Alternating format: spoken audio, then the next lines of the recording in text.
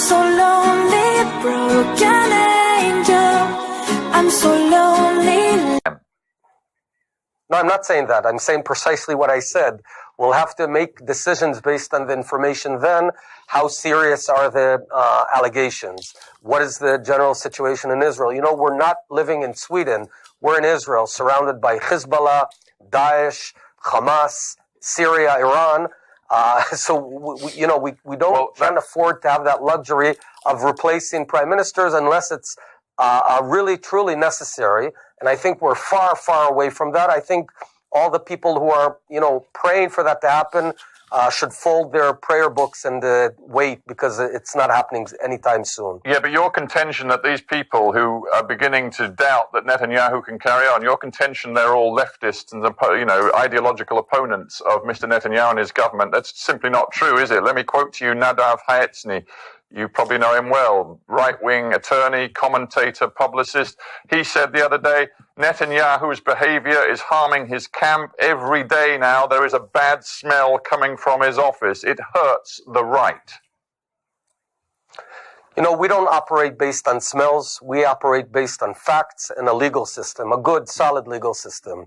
Right now, all we have is investigations only. The haste to replace Netanyahu, I think, comes not so much from the deep desire to clean up corruption. Unfortunately, we've had corruption for the past 20 years. Every prime minister was investigated. We had Ehud Barak and Arik Sharon and Olmert, and now Netanyahu again.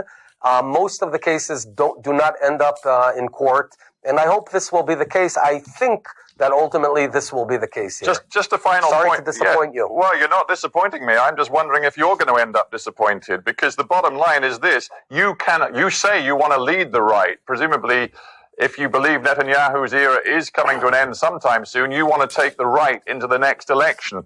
You do not want the Israeli right to be tainted by sleaze. And right now, and again, I'm going to quote to you somebody widely respected on the nationalist right, that is Rabbi Yuval Cherlo. He actually went to the last big Tel Aviv street demo asking for Netanyahu to resign, and he said that the right should not force people to choose between their political point of view and backing a government that is leading a campaign against investigators and the free press. In the end, he says, people will choose their ethics and integrity over their political affiliation. That could be a big problem for you.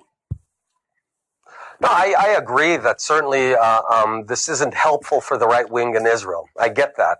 But having said that, I wouldn't take a fig leaf or so and consider that the whole right wing is now moving. We are against corruption. I will not take even a small rebate at a hotel, or, I don't want any presents or gifts from anyone, and that's been the way I've operated. Yeah, but with respect, a lot of politicians say that. A lot of politicians say that, and then it turns out that, frankly, their integrity isn't quite as unimpeachable as they've claimed during a campaign.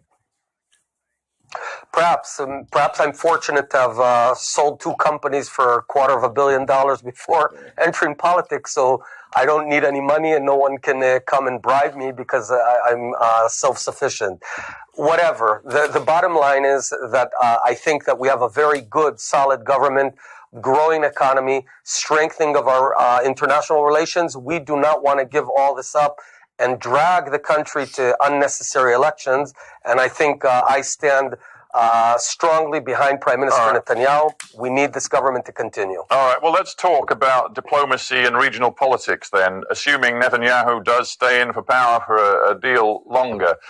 Are you sure that the Israeli joy that we heard from the mouth of Mr. Netanyahu, and indeed from you yourself, the joy over Donald Trump's Jerusalem decision, are you sure it's not very premature and perhaps deeply misguided? Because while you've won a victory, you got what you wanted from Mr. Trump, it may well lead to very grave consequences, both in terms of instability in your relationship with the Palestinians and much more regional instability as well. No, that's nonsense. The instability in the Middle East has nothing to do with Jerusalem or Israel, for that matter. The instability, the source is internal Arab conflict between the Sunnites, the Shiites, between Iran, ISIS. Israel, if anything, is a source of stability, a pillar of stability in this very tumultuous region and will remain so. So this was a very good move of the United States of America to recognize Jerusalem as our capital. I expect that the rest of the world will follow suit, if not in 7 days, 7 months, or 7 years. We've got patience. We've got 3,800 years worth of patience. We'll be able to wait I'm so lonely, broken angel. I'm so